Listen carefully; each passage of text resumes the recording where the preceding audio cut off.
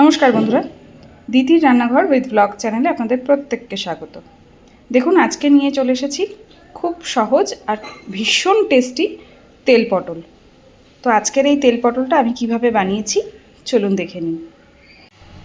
তো দেখুন বন্ধুরা, তেল পটল করার জন্য আমি কড়াইতে সাদা তেল দিয়ে দিয়েছি আর আগে পটলগুলোকে সুন্দরভাবে ভেজে নেব।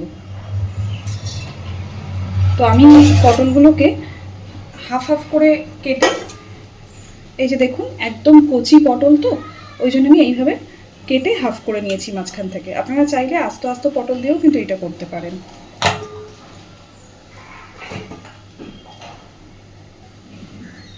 লবণগুলোতে আমি পটলগুলোতে আমি ভালোভাবে লবণ হলুদ মাখিয়ে নিয়েছি। তো পটলগুলো এবার ভেজে নেব।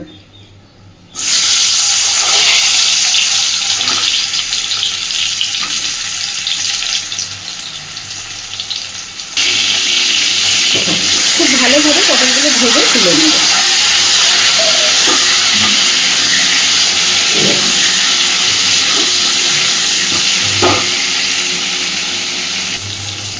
তো দেখুন, পটলগুলো সব সুন্দরভাবে ভেজে নিয়েছি। এইবার পটলগুলো তুলে নেব।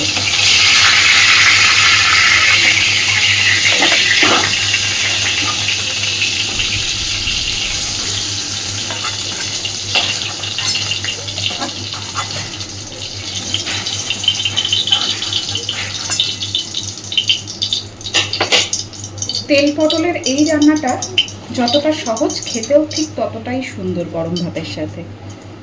তো ওই তেলেই, আর বেশি তেল দেওয়ার দরকার নেই, ওই তেলের মধ্যেই ফোড়নে দিচ্ছি একটু কালো জিরে, দিচ্ছি 3টে চেরা কাঁচা লঙ্কা আর একটু পেঁয়াজ কুচি। কিন্তু পেঁয়াজটাকে কিন্তু আমি খুব বেশি ঝিরি করে কুচাইনি।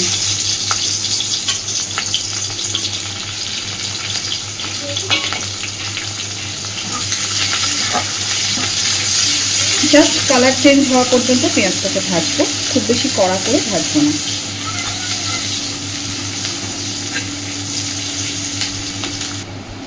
দেখুন, পেঁয়াজটা কিন্তু বেশ স্বচ্ছ হয়ে এসেছে। এই পর্যায়ে আমি দিয়ে দিচ্ছি জিরে বাটা। শুধু জিরে আমি শিলে বেটে নিয়েছি। আর এখানে একটা কথা বলি, আপনারা চেষ্টা করবেন এখানে বাটা জিরেটাই ব্যবহার করতে। জিরের গুঁড়ো ব্যবহার করতেই পারেন, কিন্তু জিরে বাটা দিলে এই রান্নাটার স্বাদ অনেক বেশি ভালো হয়। এবার দিচ্ছি পরিমাণ মতো হলুদ গুঁড়ো, দিচ্ছি লবণ। তবে লবণটা একটু বুঝে ব্যবহার করবেন, কারণ আমি পটল ভাজার সময়ও কিন্তু লবণ হলুদ দিয়েই ভেজেছি।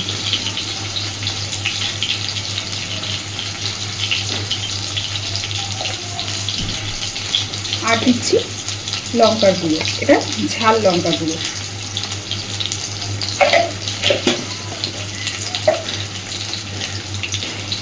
অল্প একটু জল দিয়ে মশলাটাকে ভালোভাবে কষে নেব।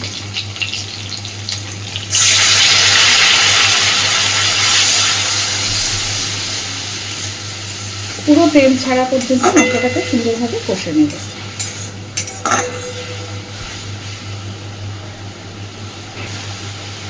দেখুন, মশলা থেকে সুন্দরভাবে তেল ছেড়ে গেছে। আর এই যে পেঁয়াজটা আস্তে আস্তে আছে, এই রান্নাটা কিন্তু এইটাতেই বেশি ভালো টেস্ট আসবে, যে পেঁয়াজটা এরকম আস্তে আস্তেই থাকবে। এইবার আমি ভেজে রাখা পটলগুলো দিয়ে দিচ্ছি।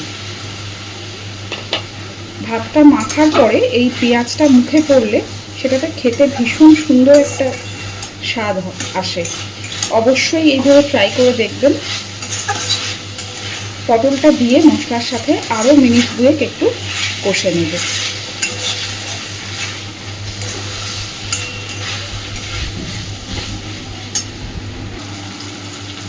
পটলটা দেওয়ার পরে আরও ভালোভাবে একটু কষিয়ে নিয়েছি।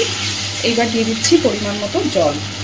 তবে যেহেতু তেল পটল, খুব বেশি জলের দরকার নেই, আর অলরেডি পটল ভাজা আছে।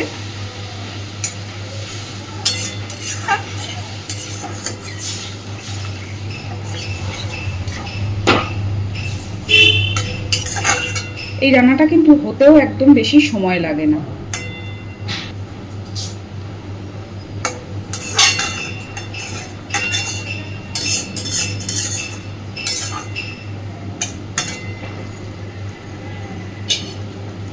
এইবার জলটা শুকানো পর্যন্ত ভালোভাবে ফুটিয়ে নেব।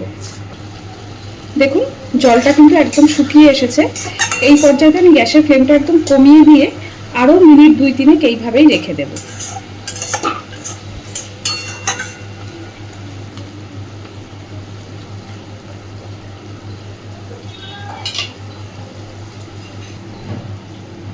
দেখুন তেল পটল কিন্তু আমার একদম রেডি। এবার আমি গ্যাসের ফ্লেমটা অফ করে দিলাম। তো খুব ইজিভাবে এই তেল পটলের রান্নাটা হয়ে যায়, আর গরম ভাতে এটা খেতেও ভীষণ ভালো লাগে। অবশ্যই এইভাবে বাড়িতে ট্রাই করে দেখবেন, আর কেমন হয়েছে আমাকে জানাবেন। প্লিজ আমার চ্যানেলটাকে লাইক, শেয়ার এবং সাবস্ক্রাইব করে আমার পাশে থাকবেন। ধন্যবাদ।